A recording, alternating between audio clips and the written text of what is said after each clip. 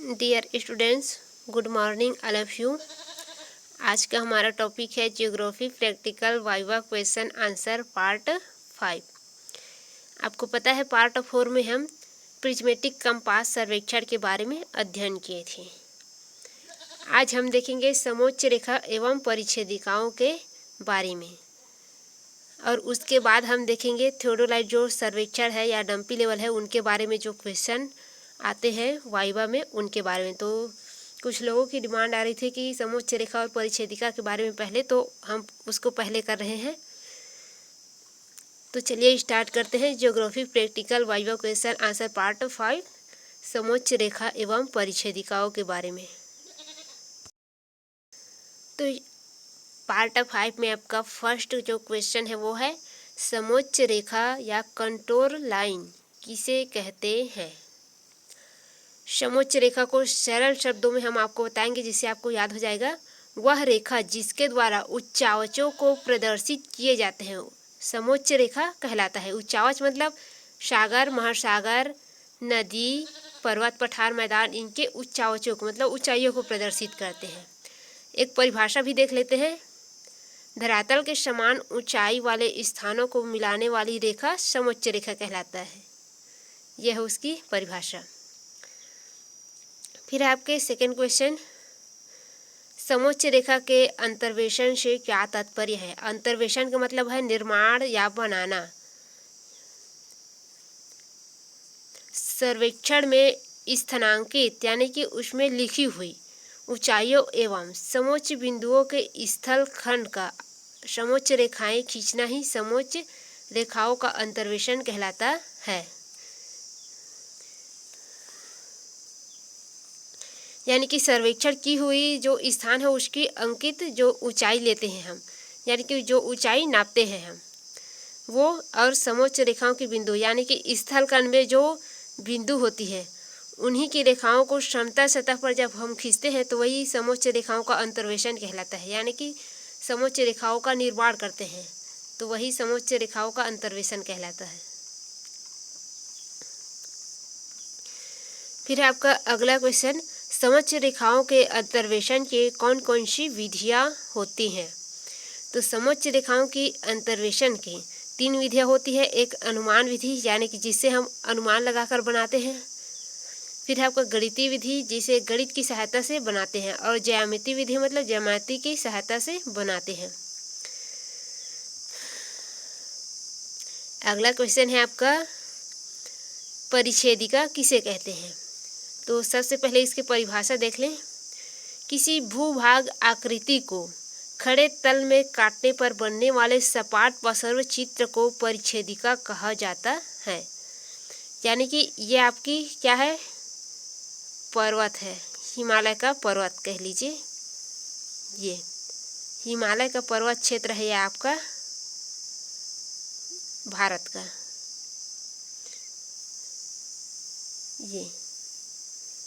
ये आपका भारत के पर्वतीय क्षेत्र है। इसे क्या करते हैं, पसर्व में काटते हैं, यानी कि खड़ी काटते हैं। खड़े तल पे काटने पर ये क्या हुआ, ये खड़े तल पे काट दिए। इसके बाद क्या बोल रहे हैं, काटने पर बनने वाले सपाट पसर्व चित्र को परिच्छेदिका कहा जाता है। इसमें क्या बन रहा है, सपाट पसर्व। इतने को कौन से मिला रहे हैं, इतने को ये, इतने की बिंदु ये उसकी ऊंचाई है, ये इसकी ऊंचाई है, ये इसकी ऊंचाई, ये जितने भी, और ये इसे क्या कर रहे हैं, ये सपाट। कौन सा डायग्राम बना है, ये सपाट बना है, ऐसे खड़ी नहीं बना है, क्योंकि इसे ऐसे करेंगे तो खड़ी होगा, और ये ऐसे है तो क्या है, ये सपाट है। यही हमारा क्या कहलाएगा, परिच्छेदिका। ये जो कंटूर रेखा के माध्यम से इसकी ऊंचाई यहाँ पर प्रदर्शित करेंगे, फिर ऊंचाई इसके बीच में इसकी ऊंचाई कितनी है समुद्र तल से, ये हम प्रदर्शित करेंगे। तो यही हमारा परिच्छेदिका कहलाएगा। सरल शब्द में आपको बताया तो अपने शब्दों में, उच्चावचों की ऊंचाई को समोच्च रेखाओं द्वारा समतल सतह पर प्रदर्शित करते हैं, उसे क्या कहते हैं हम, परिच्छेदिका। ये आपकी समतल सतह है। अब इसी जो आकार हम ये काटे हैं खड़े तल पर, उसी को हम इसमें क्या करेंगे, प्रदर्शित करेंगे। ये ऐसे कटा है आपका, ये इसमें क्या, इस यहाँ का आपका है, मान ले जाए 11,000 है आपकी ऊंचाई, यहाँ पर आपका है 10,000, और यहाँ पर आपका 8,000। तो यही ऊंचाई जो इसमें प्रदर्शित करते हैं हम, यही आपका क्या कहलाता है, परिच्छेदिका कहलाता है, जिसे कंट्रोल लाइन कहते हैं। इसे अंदर को समोच्च रेखा या कंट्रोल लाइन, और ये आपको पूरा डायग्राम जो है वो परिच्छेदिका या प्रोफाइल कहलाता है।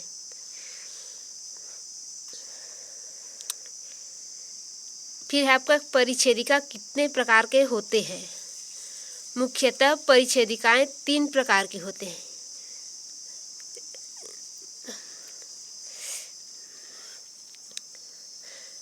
मुख्यतः परिच्छेदिकाएं निम्न प्रकार के होते हैं। वे परिच्छेदिकाएं हैं, पहला है क्रमिक परिच्छेदिका, फिर सेकेंड है अध्यारोपित परिच्छेदिकाएं, फिर है प्रक्षेपित परिच्छेदिकाएं और मिश्रित परिच्छेदिकाएं।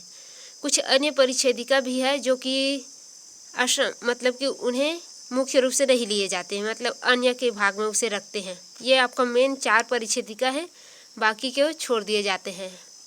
तो चलिए देखते हैं ये परिच्छेदिकाएं क्या है या किसे कहते हैं।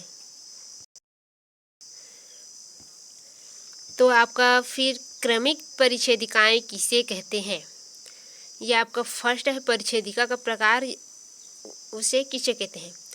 तो उसका आंसर है मानचित्र पर विभिन्न सरल रेखाओं के सहारे खींची गई परिच्छेदिकाओं को एक साथ व्यवस्थित करना क्रमिक परिच्छेदिकाएं कहलाती है। यानी कि जो परिच्छेदिका आप बनाए हैं समतल सतह पर, ये इधर से मिलाकर ऐसे यहाँ का मान रख दिए 1000, और ये यहाँ से स्टार्ट करके ऐसे यहाँ पर हो गया 1000, यहाँ पर भी 1000, और ये यहाँ से ऐसे ये 1500। ये जो आप परिच्छेदिका बनाए हैं उसे से 3 या 4 भागों में काटते हैं, तो उसे क्या करते हैं हम क्रमिक, इसके जो कोड है उसे एक ही लाइन पे प्रदर्शित करेंगे। ये जो काटे हैं, ये एक ऐसा काट रहा है, फिर ऐसे काटा है, फिर ऐसे काटा है, इसको क्या करते हैं हम उसे दर्शाते हैं, यानी कि क्रमिक परिच्छेदिका में। मैं उसका डायग्राम आपको दिखाती हूँ। ये है आपकी परिच्छेदिका, इसे कहते हैं परिच्छेदिका। ये पूरा परिच्छेदिका का डायग्राम है। ये ए से बी, बी सी डी, इसे 4 भागों में बांट देते हैं परिच्छेदिका के जो डायग्राम बनाते हैं उसे। ये सभी आपकी क्या है, समोच्च रेखाएं हैं या कंटूर रेखा है, ये सभी इसका मान है। तो यही जो है आपके परिच्छेदिका है। तो आपके यहाँ ये जो काटा गया है, यानी कि 4 भागों में जो विभाजित किया है, उसमें जो मान यानी कि जो ऊंचाई जहाँ पर आके काटा गया, यहाँ पर 1200 कटा है, ये 1400 कटा है, इसी को क्या करते हैं हम अगले मानचित्र में दर्शाएंगे उसको, क्रमिक परिच्छेदिका। ये आपका क्रमिक परिच्छेदिका है। ये ए है आपका, ये ए को क्या किया है, जिस स्थान पर काटे हैं उसको इसमें दर्शाए हैं। फिर बी का है, ये सी का है, और ये डी का है। यानी कि हम ये जो परिच्छेदिका है इसे क्या किया है, 4 भागों में, 1, 2, 3 और 4 भागों में बांटे हैं। उसे क्या करे हैं, क्रमिक परिच्छेदिका डायग्राम बनाए हैं। फिर उसका क्या लिखा है, अध्यारोपित परिच्छेदिका सेकेंड में। तो ये है आपका अध्यारोपित परिच्छेदिका, यानी कि ये चारों जो डायग्राम हम इसमें बनाए हैं, ये चारों को एक ही लाइन में दर्शाना। ये ऐसे क्या किया है, इसको एक ही, ये होता है आपका अध्यारोपित परिच्छेदिका। फिर आपका तीसरा प्रक्षेपित परिच्छेदिका। तो ये प्रक्षेपित परिच्छेदिका है। इसमें जो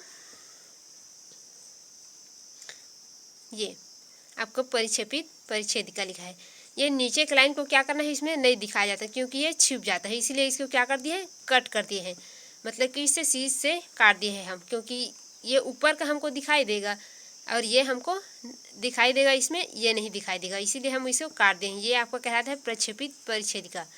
फिर आपका चौथा था मिश्रित परिच्छेदिका। तो इसमें क्या कहते हैं हम, ये जो सिर्फ ऊपर में जो लाइन दिख रहा है आपको, ये यहाँ से ये, फिर ऐसे, फिर ये वाला, जो नीचे में जितना भी है वो क्या है, इसमें छुप जाएगा।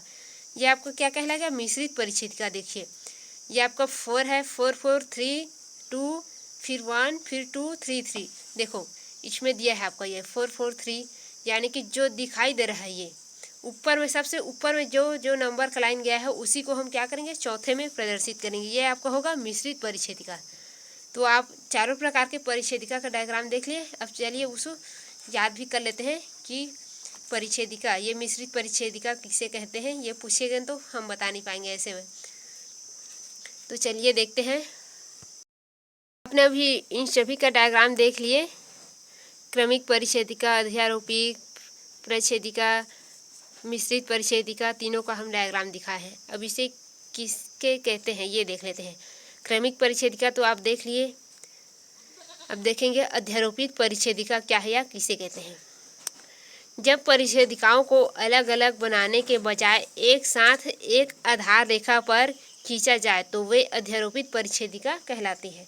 जैसे कि हम दिखाए हैं क्रमिक परिच्छेदिका में 4 भागों में अलग अलग बनाए हैं, उसी को एक ही भाग में अब बनाएंगे हम एक ही रेखा के आधार पर, तो वह हमारा अध्यारोपित परिच्छेदिका कहलाएगा।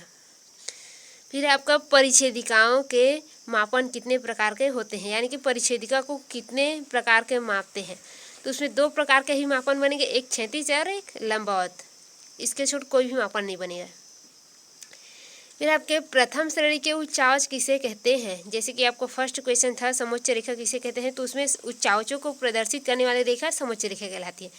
तो आपके जो उच्चावच है वो कितने प्रकार के होते हैं, तो आपके उच्चावच जो है 3 प्रकार के होते हैं, एक प्रथम श्रेणी, द्वितीय श्रेणी और तृतीय श्रेणी। तो आपके प्रथम श्रेणी के उच्चावच किसे कहते हैं ये देखते हैं। तो प्रथम श्रेणी के उच्चावच कौन है, सर्वप्रथम, महाद्वीप और महासागर है। फिर आपके द्वितीय श्रेणी के उच्चावच किसे कहते हैं, जो आपके प्रथम श्रेणी के उच्चावचों पर यानी कि महाद्वीप व महासागर पर निर्मित उच्चावच है, पर्वत, पठार और मैदान। ये क्या है, द्वितीय श्रेणी के उच्चावच, यानी कि इसके ऊपर में जो निर्मित हुआ है वो उच्चावच आपके पर्वत, पठार, मैदान, ये क्या है आपका द्वितीय श्रेणी के हैं। फिर आपका तृतीय श्रेणी के उच्चावच किसे कहेंगे अगर पूछ दिए जाते हैं तो आपके पर्वत, पठार और मैदान, इसके ऊपर निर्मित उच्चावच आपके तृतीय श्रेणी के उच्चावच आएंगे। तो उसके अंदर क्या आता है, जलप्रपात है, जलाशय है, नदी है, नहर है, जो सभी हम उसमें निर्मित हुए जाते हैं, या खाड़ी है, वो सभी क्या कहलाएगा, तृतीय श्रेणी के उच्चावच, यानी कि इनके ऊपर में जो निर्मित होगा तृतीय श्रेणी के उच्चावच। फिर आपका देखते हैं अगला क्वेश्चन, मानचित्रों पर उच्चावच प्रदर्शित करने की कौन कौन सी विधियां हैं।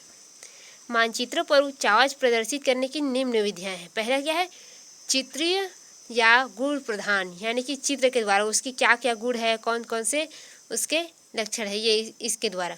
फिर आपका गणितीय या मात्रा प्रधान, यानी कि उसकी मात्रा, यानी कि कितनी मात्रा में है, कम है, ज़्यादा है, जो भी है उसको प्रदर्शित करते हैं। और फिर आपका तीसरा मिश्रित, गुण प्रधान और गणितीय या मात्रा प्रधान दोनों को उसमें दर्शाते हैं हम, वो आपका मिश्रित हो जाएगा। फिर आपका अगला क्वेश्चन है, चित्र या गुण प्रधान विधि को कितने भागों में बांटा गया है। तो चित्र या गुण प्रधान विधि को निम्न भागों में बांटा गया है, शूर विधि, पहाड़ी छाया विधि, रंग छाया विधि, भूतल या स्थलाकृति विधि।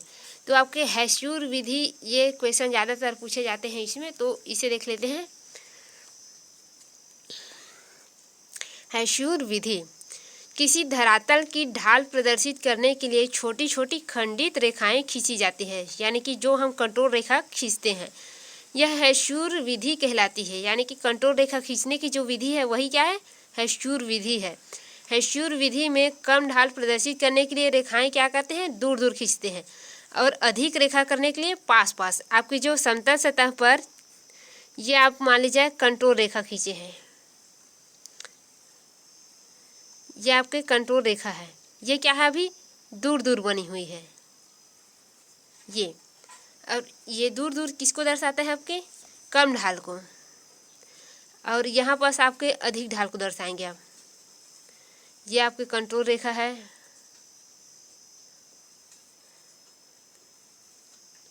ये क्या है, अधिक दर्शा रहा है इसमें कंट्रोल रेखा, जो कि पास पास है, ये आपको किसके दर्शाएगा, अधिक ढाल को दर्शाएगा। यही आपकी क्या है, हैशूर विधि कहलाता है। और ये सभी क्या है, कंट्रोल रेखा या समोच्च रेखा है, और ये पूरा परिच्छेदिका है। तो हैशूर विधि वह विधि है जिसके द्वारा धरातल के ढाल को प्रदर्शित किए जाते हैं, यानी कि ये क्या है, अब खंडित हो गया, ये यही प्रदर्शित करते हैं, यही है आपका हैशूर विधि। नाम से बहुत कठिन है लेकिन ये सरल है बहुत ज़्यादा। आपकी कंट्रोल रेखा और परिच्छेदिका को मिश्रित रूप ही ये कंट्रोल रेखा कहलाती है, हैशूर विधि जो है। फिर है आपका अगला क्वेश्चन, प्रवणता किसे कहते हैं। ये शब्द है, क्षैतिज दूरी तथा ऊर्ध्वाधर ऊंचाई के माप के अनुपात को प्रवणता कहा जाता है। क्षैतिज दूरी यानी कि अक्षांश दूरी, और आपके ऊर्ध्वाधर यानी कि देशांतर, ये दोनों की जो ऊंचाई की अनुपात होगा उसी को हम क्या कहेंगे, प्रवणता कहेंगे। तो ये आपका समोच्च रेखा और परिच्छेदिका से संबंधित जितने भी इम्पॉर्टेंट क्वेश्चन पूछे जाते हैं वो हम कंप्लीट कर दिए हैं। तो आप इसे अच्छे से याद कर लीजिएगा, इससे आगे कोई भी क्वेश्चन नहीं पूछेंगे।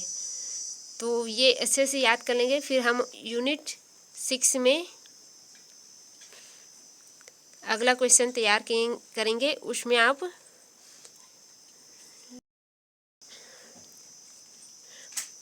पार्ट 6 में है आरेख के बारे में पढ़ेंगे। फिर पार्ट 7 में हैगा आपका थियोडोलाइट और